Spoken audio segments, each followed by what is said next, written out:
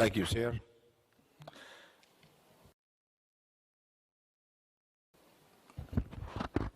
Mr. Gennaro Migliori,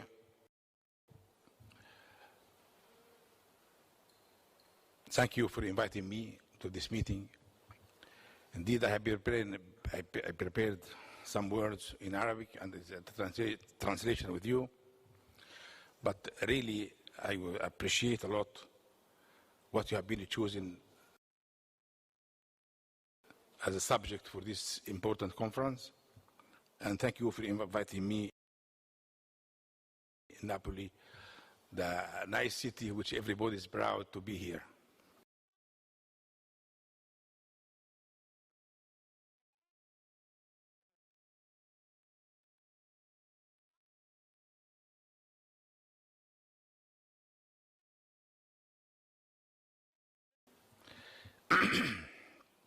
Thank you. شكرا جزيلا للمنصة. When I used to go to Brussels, to the European Parliament and talk about when I used to go to Brussels to the European Parliament and talk about terrorism about 20 years ago. There was some who said, oh, okay, you know, terrorism is something which only affects individual countries, for which individual countries are responsible. But now we have come to a point where terrorism actually has infiltrated most countries, as well as organized crime. They both don't have a nationality. They are found everywhere. And this issue is particularly important because when we talk about transnational or organized crime and even transcontinental organized crime, making reference to the last decade, because you will know that events actually becomes more and more numerous, and so the world is encountering increasing difficulties in approaching these challenges from the legal viewpoint, for the human relationships, for the peace and security. And so efforts are necessary to overcome these challenges. We cannot only talk about the effects. We have to talk about the root causes that must be eradicated. And we, as members of parliament, we have the duty, when we legislate, to try and eradicate the very roots of the conflicts, of the weakness of the state, when the state cannot perform its functions. And we have seen the so-called Arab Springs that has actually paved the way for a new idea, and how the regimes and states are forced to collapse. And we have seen even organized terrorist groups. And we see what happened in Egypt and all over the world. And the terror organizations, for instance, in Afghanistan, have actually also infiltrated into the Sinai region. Sinai was the and after the 2011, after what happened in the Cairo, so the so-called Arab Spring, there have been international countries which have actually favored and supported this terrorism with an idea of destroying nations and states. And this has really been a shock for the whole world. And then we see what happens in Africa, in the Asian countries. So the weakness of the states, or their inability to tackle social and economic challenges has been a fertile ground for the growth of terrorism and organized crime. Anytime the state is absent, these organizations thrive. And then we have also growth of human trafficking and the trafficking of drugs and violations of human rights. We've seen the coronavirus crisis and the food crisis and the use of the internet to favor the activities of the organized crime, which is unfortunately is growing. So 1 billion of light weapons are being traded on the black market, and 280 million refugees internationally are caused by these conflicts, and the problems are also linked to the climate change.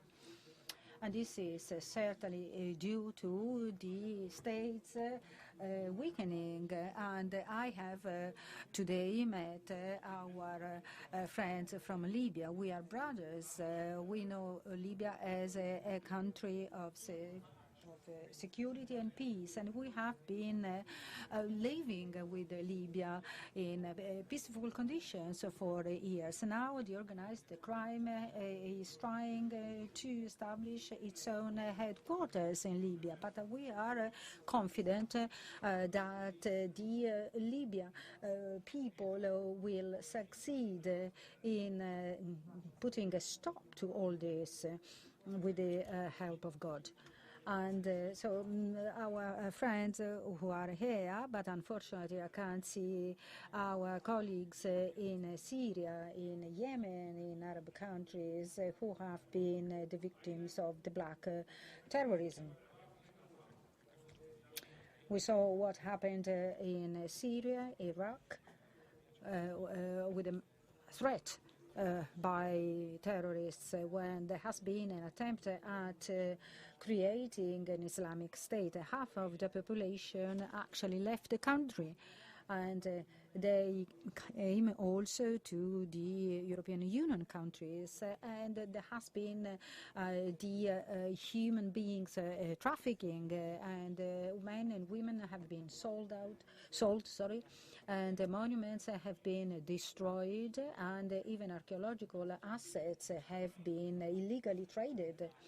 And in Iran, what happened, and in Egypt, we saw that many people were killed, and so many assets have been destroyed.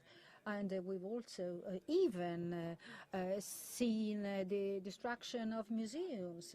So the pyramids or sphinxes might be destroyed because they thought that these monuments were against the religion. This is all due to ignorance. These people have misused religion only to promote their crimes and their lies. We have seen several bomb cars around the museums, the Museum of Science in Egypt. We have seen terrorist attacks in several places in Egypt. So Egypt has really gone through some very black years. Then the June Revolution took place, a popular revolution protected by the army, and on the 30th of June the people could express itself and say this country is the country of civilization. And the whole population has participated in this achievement, and the army has protected the people and the revolution. And then Al-Sisi president has been elected, who changed the face of Egypt. Now the president is trying to build a new civilization, a new Egypt. He said, we are with you, we are against terrorism, we are in favor of the peace and the security. He achieved something very important, and I recognize the effort that Egypt has been doing for decades, trying to fight terrorism alone. by himself, and nowadays still is fighting against these terrorists. And Egypt succeeded in freeing the Sinai from terrorists. And I invite you all today to go and visit these sacred places, even the Saint Catherine place, which has long been a place of pilgrimage by Christians, for Christians. So, and a new administrative capital town, 3 times as big as Cairo. Several cities have been founded in the desert, and you will see new architecture, town plans. So we have lived only on 6% of the Egyptian territory. Nowadays, we are living on 16% of our land. This is a great achievement.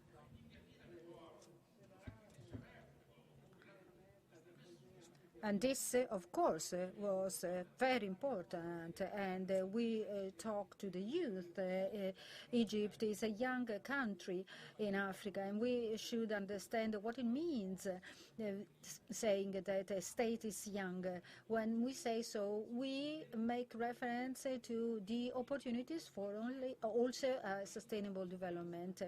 So, we have punished and sanctioned terrorists and the people who had blood on their hands.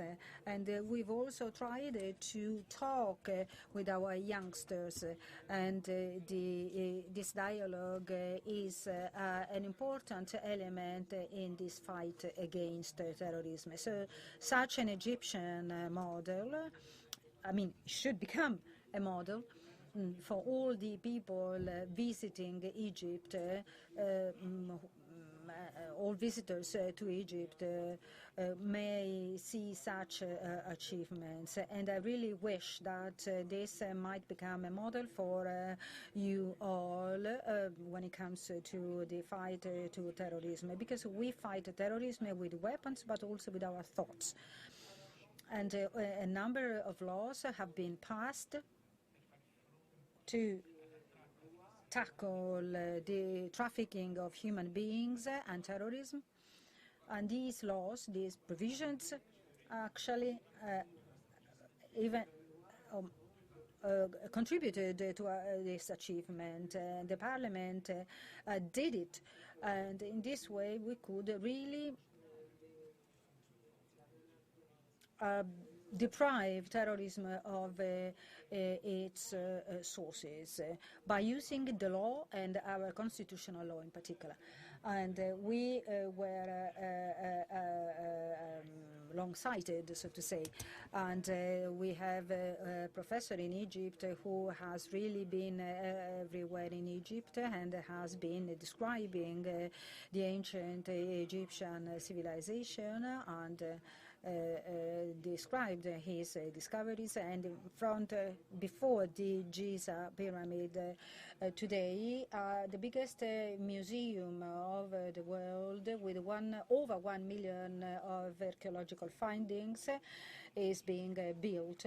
And so this is in order to explain and show that the new Egypt, as the ancient Egypt, is a country of civilization. And I wish to hear about this new project, Mr. President. So these are several recommendations I would like to conclude my contribution with. And today we need a plan to counter the new forms of crime, even environmental crime and the human trafficking, and even the trafficking of medical supplies. And we have to help developing countries to face the organized crime and terrorism. Now we know that we cannot improve the situation until the migration flows are solved. But we must, first of all, find the remedy against the root causes underlying the illicit or illegal migration flows. So how can we benefit from Africa is facing today? Today we have the war in Ukraine, and we have also the consequences of the coronavirus pandemic, and we must find a way to face all these challenges. Africa has so many resources which may be exploited in terms of energy and also for food supply. And I think that Africa might provide enough food for the rest of the world with its agriculture. And on top of that, in Africa, when it comes to energy, and renewable energy in particular, I'm talking about the sun energy, so the energy from the sun, because we have so much sunshine in Africa. So we may, of course, provide a lot of renewable energy or sources of energy. And so nowadays, the investment from northern countries into the south nowadays amount to only 2%. And this isn't enough. We have to increase such investments as aids and investments. And we have to strengthen the cooperation between the north and the south. And I'm very happy that a few days ago there has been a meeting at the European Union concerning the cooperation between the North and the South, and we wish to encourage such a cooperation to take place in several fields in order to make the best use of all the potential sources and capabilities of Africa. And thank you.